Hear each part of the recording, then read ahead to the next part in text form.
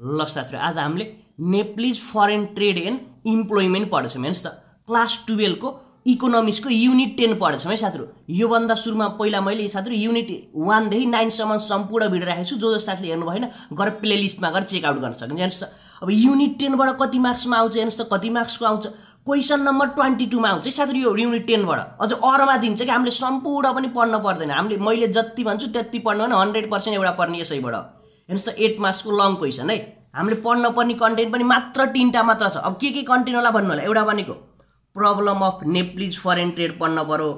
नेपालमा वैदेशिक व्यापारका समस्याहरू। अब यसलाई यसरी पनि भनिदिन सक्छ है साथीहरु। नेपालमा वैदेशिक व्यापार घाटाका समस्या एउटै हो, सेम। फरेन ट्रेड भन्नु र व्यापार घाटा वा फरेन डेफिसिट भन्नु सेम हो। अर्को पढ्न पर्ने भनेको advantage and disadvantage of foreign employment. वैदेशिक रोजगारीको फाइदा वा बेफाइदा के हो, सेकेन्ड कन्टेन्ट भयो। लास्ट कन्टेन्ट भनेको रेमिट्यान्स। अब रेमिट्यान्स भनेको त पैसा, विदेशबाट पठाउने पैसा। सन्द सुरुमा के छलफल गरौँ भने साथीहरु फरेन ट्रेड भनेको के हो त्यो हेरौँ साथीहरु।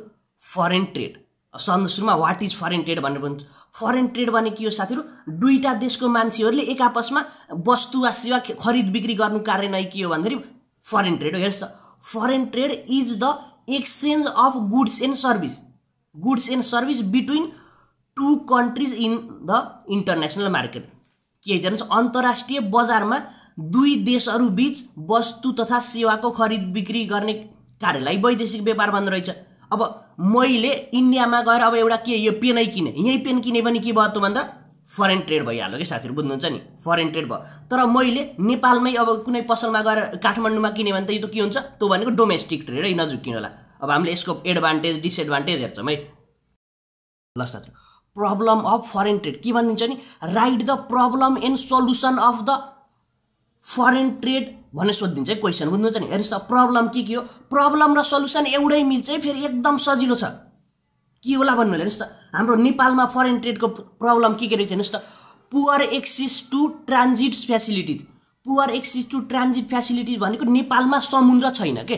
नाइन समुद्र हुने भने के हुन्थ्यो भने हाम्रो समुद्र भएर अब कुनै पनि देशबाट सामान इम्पोर्ट गर्दाखेरि के हुन्थ्यो, सस्तो पर्थ्यो के, त्यसको कर लाग्थ्यो। तर हामीले केबाट ल्याउनु पर्छ, पेट्रोल खर्च गरेर गाडीबाट इन्डियाबाट गुडगुड गुडाउँदै ल्याउँदाखेरि के हुन्छ, यहाँ आउँदा त महँगो, वहाँ जति पर्छ यहाँ त डबल परिहाल्छ।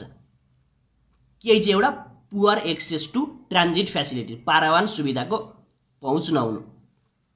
अर्को भनेको लो एक्सपर्ट बेस, सीमित नियात के। हामीले बेच्छौं साथीहरु, हामीले के बेच्छौं, एउटा ढुङ्गा बेच्छौं, उहाँहरूले सुनको ढुङ्गा किनेपछि काम लाग्छ, लाग्दैन नि। हामीले बेच्ने ढुङ्गा त्यताबाट किन्ने सुन, काम लाग्यो, लागेन नि, त्यही भनेको। अब हामीले के गर्नु पर्यो, हामीले आलु मुला गाजर साजर सबै सुन तेल नुन बेसार सबै बेच्न पर्यो के। सबै धेरै बेच्न सक्यो हाम्रो घाटा कम हुन्छ हैन, फरेन ट्रेड राम्रो। अर्को भनेको हेर्नुस् त अनडेभलप इन्डस्ट्रियल सेक्टर। अब हाम्रो के छ, इन्डस्ट्रीको नाममा एउटा न इन्डस्ट्री छैन। अब हाम्रो धेरै इन्डस्ट्री भए पो हामीले बेच्न सकिन्छ हैन, फरेन ट्रेड राम्रो हुन्छ। अविकसित औद्योगिक क्षेत्र भयो हाम्रो। अब अर्को भनेको इम्पोर्ट बेस्ड इन्डस्ट्री। अब इम्पोर्ट बेस्ड इन्डस्ट्री भनेको साथीहरु, अब हामीले यहाँ फलाम उत्पादन गर्छौं, तर हामीले र मेटेरियल फेरि फलामको लागि कहाँ ल्याउँछौं, इन्डियाबाट चाइनाबाट। त्यो इम्पोर्ट गरेर काम लाग्यो र लागेन नि। हामीले के गर्नु पर्यो, हाम्रै देशमा भएका फलामको र मेटेरियल खोज्न पर्यो कि, खनन गर्न पर्यो नि, हामीले खोज्न पर्यो नि, बल्ल पो हामीलाई सस्तो पर्छ, फाइदा हुन्छ, बेच्न सकिन्छ। अर्को भनेको हाई कस्ट इन प्रोडक्सन। अब हाई कस्ट इन प्रोडक्सन भनेको अब हामीले के गर्नुपर्छ, बाहिरबाट किन्न पर्छ र मेटेरियल, त्यहाँ हाम्रोमा महँगो भइहाल्छ, हाई कस्ट भयो। अब बाहिर बेच्ने त कुरै भएन, उतै सस्तो हुन्छ, नेपालको त कताड किन्छन्, त्यसपछि हाई कस्ट पर्ने भयो। अर्को छ के, टफ कम्पिटिसन। टफ कम्पिटिसन कसरी छ भने हामीले भनेको लो क्वालिटीको युज गर्छौं के, प्रोड्युस गर्छौं। अब हामीले इन्डियामा बेच्न जाने, चाइनामा लग्ने, हङकङमा लग्ने गर्ने भने के हुन्छ, अब कम्पिटिसन हाई छ त। अब हेर्नुस् हाम्रोमा ड्राइगन फ्रुट, पहिला ड्राइगन फ्रुट के भयो थियो भन्दा विदेशबाट आउँदाखेरि के हुन्थ्यो, 700 रुपैयाँ एउटैलाई पनि पर्ने। अहिले नेपालमा पनि प्रोडक्सन हुन थाल्यो, अब के भयो, एउटालाई 50 रुपैयाँ पर्छ। अब हामीले यो बाहिर पठाउन सकिन्छ त, सकिँदैन, बिग्रिहाल्छ। त्यही भयो कम्पिटिसन हाई छ। अब विदेशीहरूले बेच्दाखेरि 700 पर्थ्यो, अचल नेपालले उत्पादन गर्दा 50। कम्पिटिसन हेर्छ कस्तो छ। त्यहाँ ल्याक अफ पब्लिसिटी। अब ल्याक अफ पब्लिसिटी भनेको हाम्रोमा यस्तो यस्तो प्रोडक्ट छ, किन्नुस्, हाम्रो भनेको हातैले गराएको भनेर भन्न सकिन्न, हामीले कम्प्युटरले गराएका यस्ता यस्ता किनिहालिन्छ, पब्लिसिटी भएन। अब यसैलाई सोलुसन पनि गराइदिनु भने हेर्नुस् त, सोलुसन अफ फरेन ट्रेड भन्नुभयो भने के गर्नुहुन्छ, पुअरलाई क्यान्सल गरिदिनु, पुअरलाई क्यान्सल गर्दापछि एक्सेस टु ट्रान्जिट फेसिलिटी हुन्छ। अब यहाँ लोलाई हाई एक्सपर्ट बेस गरिदिनुहोस्, ट्याक्कै उल्टे गराइदिनु के, अनडेभलपलाई डेभलप गरिदिनुहोस्, इम्पोर्टको ठाउँमा एक्सपोर्ट गरिदिनुहोस्, ट्याक्कै नेगेटिभ, हाईको ठाउँमा डिक्रिज कस्ट इन प्रोडक्सन गरिदिनुहोस्, भइहाल्यो। अब टफ कम्पिटिसनलाई हटाइदिनु पर्दैन, टफ कम्पिटिसन लास्टमा ल्याक अफको इन्क्रिज अफ पब्लिसिटी, सोल्युसन पनि भइहाल्यो। अब हामीले के भन्छौँ, फरेन इम्प्लोइमेन्ट हेर्छौँ है साथीहरू। ल साथीहरू, फरेन इम्प्लोइमेन्ट, अब सन्दर्भमा फरेन इम्प्लोइमेन्ट भने के हो, कुनै पनि देशको मान्छे अर्को देशमा गएर काम गर्नुलाई फरेन इम्प्लोइमेन्ट भनिन्छ। मानव अब साथीहरू म अहिले यहाँ हजुरलाई सिकाउँदैछु, अब मैले के गरेँ, अमेरिकाको डिबी पढाउँ, मलाई मानव गएर अमेरिकामा काम गरेँ, त्यो के भयो, फरेन इम्प्लोइमेन्ट भइहाल्यो के। हेर्नुहोस् त, foreign employment refers to individual working in a country different from their own for economic reason. के हेर्नुहोस् त, एक देशको मानिसले अर्को देशमा आर्थिक लाभको लागि काम गर्नुलाई वैदेशिक रोजगारी भनिन्छ। के छ, मानव इन्डियाको मान्छे नेपाल आएर काम गर्दैछन्, त्यो पनि फरेन इम्प्लोइमेन्ट भयो के। अब हामीले इन्डिया जापान जहाँ गएर काम गरे पनि त के हो, फरेन इम्प्लोइमेन्ट भयो। अब फरेन इम्प्लोइमेन्ट के छ साथीहरू, एडभान्टेज पनि हुन्छ डिसएडभान्टेज पनि हुन्छ है। एडभान्टेज के हुन्छ, हामीले पैसा कमाउन सकिन्छ, धन धेरै पैसा कमाउन सकिन्छ। अब डिसएडभान्टेज के हुन्छ भन्नुहोस् त, डिसएडभान्टेज त के होला भन्नुलाई, डिसएडभान्टेज भनेको पनि हुन्छ है। डिसएडभान्टेज कस्तो डिसएडभान्टेज भइदिन्छ भने, अब तपाईँहरू +2 गरिरहनु भयो, अब के गर्नुहुन्छ, धेरै जसो स्टुडेन्ट त बाहिर फरेनको लागि पनि अप्लाई गर्नुहुन्छ, तपाईँ जानु भनेकै नेपालको लागि लस्ट हो के। तपाईँ भनेको त बुद्धि भएको मान्छे, नेपालमै केही गर्न सक्ने, प्रोडक्सन गर्न सक्ने मान्छे विदेश जाँदा बित्तिकै के हुन्छ, कन्ट्रीलाई त लस्ट भइहाल्छ।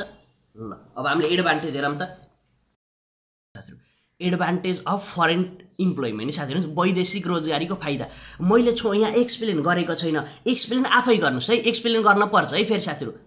अब एक्सप्लेन भनेको मैले लेखाइदिएर तपाईँले घोकेर पनि काम छैन, मैले कन्सेप्ट बुझाइदिन्छु, त्यहाँबाट मिलाएर लेख्नुहोस्। हेर्नुहोस् त, एउटा के हुन्छ, रिडक्सन अफ अनइम्प्लोइमेन्ट, के हुन्छ, बेरोजगारीमा कमी। कि अब नेपालमै हल्लिएर बस्नभन्दा त विदेशमा गएर पैसा कमाउनु ठिक भएन होइन र, काम नपाएर हल्लिएर बेरोजगार हुनभन्दा त उहाँ गएर काम गर्नु ठिक। अर्को भनेको रेमिट्यान्स, अब रेमिट्यान्स भनेको विप्रेस, हामीले के पाइन्छ, तपाईँ विदेश जाँदा बित्तिकै त पैसा कहाँ पठाउने हो र, पैसा त जसरी पनि नेपालमै पठाउने हो, नेपालमै काम लाग्यो, त्यो पनि फाइदा भयो। अर्को हेर्नुहोस् त, improvement in skill in labour, नेपालमा भन्दा विदेशमा जाँदा बित्तिकै के हुन्छ, अब हामीले टुल्सहरू हुन्छ, टेक्नोलोजी हुन्छ, डिभाइस हुन्छ, त्यसको हुन्छ इम्प्रुभ हुन्छ कि हाम्रो अझ नेक्स्ट लेभल भइदिन्छ, आउटस्ट्यान्डिङ भनिदिन्छ, हामी भनेको आउटस्ट्यान्डिङ भइदिन्छौँ के, त्यो भन्यो।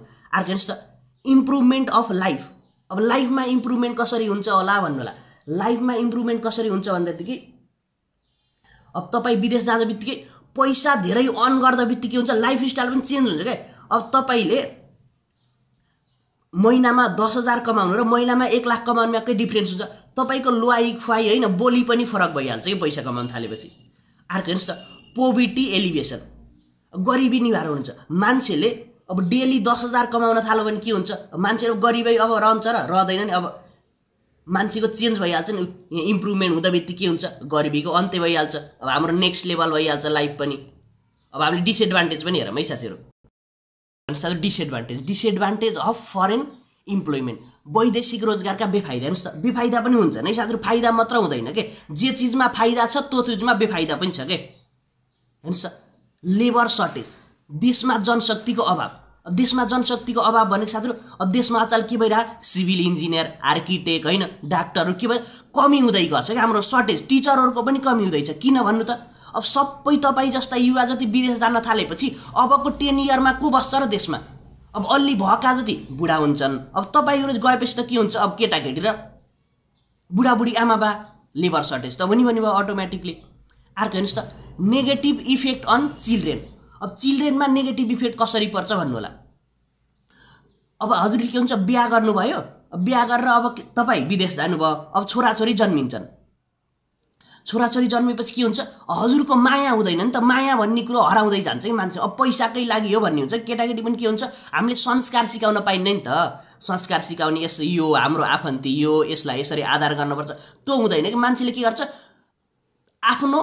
आफू 4 जनालाई मात्र दिन्छ कि, मम्मी बाबा छोरा छोरी यति मात्र आफ्ना हुन्, अरू भनेका त पराई हुन् भन्ने सोचिन्छ कि केटाकेटीलाई, त्यस्तो हुन्छ। अर्को भनेको ब्रेन ड्रेन, अब प्रतिभा प्लान। प्रतिभा प्लान कसरी हुन्छ भने, तपाईसँग के थियो, तपाईँ एआई टुल्स युज गर्न जान्नुभएको थियो होइन, तपाईँ यहीँ ज काम गर्न अब डिभाइसहरू इलेक्ट्रोनिक डिभाइस यताउति जान्नुभएको थियो, तर के गरिदिनु भयो, विदेश जानुभयो। विदेश जाँदा बित्तिकै त्यसको फाइदा कसले उठाउँछ, अर्को देशले उठाउँछ।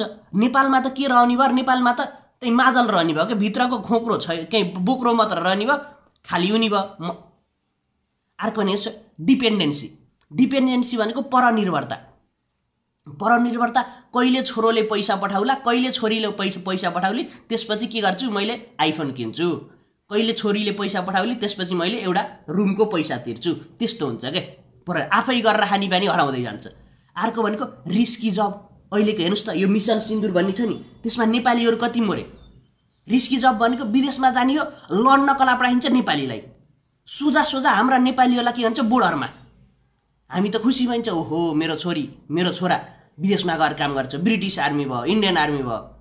तर काम के हो बिचरा, दुःख लाग्छ नि होइन। आफ्ना मोरे भन्दाखेरि त आफ्नो नेपाली नाम सुन्दा बित्तिकै मन कटक्का खान्छ नि। यही भइरहेछ रिस्की जब। हेर्नुहोस् त कति गाह्रो हुन्छ गएर विदेशमा काम गर्न पनि। विदेशमा पैसा छ भनेर मात्र पनि त भएन नि, गाह्रो छ नि। आफ्नो नेपालीको नाम सुन्दा बित्तिकै त मनै पोल्छ नि हामीलाई त। ल हामीले अब नेक्स्ट टपिक पनि हेरौँ है साथीहरू। लास्ट टपिक भनेको रेमिट्यान्स है। यसबाट पनि सोधिरहेको छ हामीलाई सन्दर्भमा, व्हाट इज रेमिट्यान्स भनेको। हेर्नुहोस् त, remittance refers to the money, यो हाम्रो पैसा हो, send by individual or worker to their home country while working in abroad. विदेशमा काम गरेको पैसा स्वदेशमा पठाउनेलाई के भन्छ, विप्रेषण भन्दो रहेछ क्या साथीहरू। अब तपाईँको मम्मी बाबा कोही हुनुहुन्छ नि, आफन्तीहरू विदेशमा काम गर्दै हुनुहुन्छ, हजुरलाई 10,000 5,000 पठाइदिनु भने त्यो पैसालाई के भन्छ, रेमिट्यान्स भन्छ के। ल अब यसको फाइदा पनि हेरौँ। फाइदा भनेको सेम उसको चाहिँ हुन्छ है साथीहरू, फरेन इम्प्लोइमेन्टको जस्तै हुन्छ क्या फाइदा, सेम डिट टु जस्तै हुन्छ। हेर्नुहोस् त, इम्प्रुभमेन्ट अफ लाइफ स्ट्यान्डर्ड। अब पैसा कमाउँदा बित्तिकै लाइफ स्ट्यान्डर्ड चेन्ज हुने भयो। अर्को हेर्नुहोस् त, पोभर्टी एलिभेसन, गरिबी निवारण पनि हुने भयो। अर्को भनेको इन्क्रिज इन लिट्रेसी रेट है, यो भनेको यो नयाँ आयो नि। हेर्नुहोस् त, हजुरले पैसा कमाउँदा बित्तिकै के हुन्छ, हजुरका छोराछोरीलाई मैले पढाउँछु, यिनीहरूलाई त तिमीहरूले पढ्नै नखोजे पनि तिमीहरूले त ब्याचलर क्लियर गर्नुपर्छ है, मैले त गर्न सकिनँ तर तिमीहरूले त गर्न पर्यो नि, मेरो पो आर्थिक समस्या थियो भन्ने भइहाल्छ नि। हेर्नुहोस् त, अर्को हेर्नुहोस् त, इन्टरनेसनल रिलेसन। इन्टरनेसनल रिलेसन कसरी भन्छ भन्दाखेरि दुईवटा डिसमा राम्रो कोअर्डिनेसन भइदिन्छ के। अब तपाईँको कोही आफन्ती अमेरिका कतै हुनुहुन्छ भने अमेरिकाको चासो बढ्छ नि, अमेरिकामा केही भयो भने मेरो आफन्तीलाई त केही भएन, केही त भएन, फोन गर त केटा, फोन गर त नानी, अङ्कललाई हजुरबालाई केही त भएको छैन भन्ने हुन्छ नि। रिलेसन आइहाल्छ कि, इन्टरनेसनल रिलेसन दुईवटा देशको राम्रो रिलेसन हुने भयो। अब हामीले डिसएडभान्टेज पनि हेरौँ। Disadvantage of remittance. हेर्नुहोस् त, डिक्रिज इन प्रोडक्सन। अब प्रोडक्सनमा डिक्रिज हुने भयो। अब खेती गर्ने किसानी गर्ने मान्छेहरूको कमी हुँदा बित्तिकै के आउँछ, आलु कताबाट फल्छ र अब इन्डियाबाट आउँछ आलु। त्यसपछि हजुर जाने भएपछि कहाँ आउँछ, आलु भनेको इन्डियाबाट, मोबाइल भनेको इन्डियाबाट आउँछ। Continuous price rate. अब हामीले पैसा त कमायौँ तर के हुन्छ, प्राइस रेट बढिदिन्छ के। अब यहाँ छिन् केही चाहिँ उत्पादन भएन भने आलु इन्डियाबाट ल्याउँदा बित्तिकै के हुन्छ, 100 रुपियाँ किलो त अटोमेटिकली हुने भयो नि। अर्को डिपेन्डेन्सी, फेरि ऊ अर्काको भर गर्न पर्छ। त्यहाँबाट लेबर सर्टेज, उसको चाहिँ सेम छ नि। हेर्नुहोस्, लेबर सर्टेज भनेको अब हामी गर्ने युवा जति होइन, युवा जनशक्ति जति विदेशिनु भनेको त के हो, लेबर सर्टेज हुने भयो। अब कुनै पनि डाउट छ भने साथीहरू कमेन्ट गर्नु। साथीहरू सबै युनिटको PDF नोट चाहनुहुन्छ भने साथीहरू मैले डिस्क्रिप्सनमा नम्बर, WhatsApp नम्बर चाहिँ म्यासेज गर्न सक्नुहुन्छ है।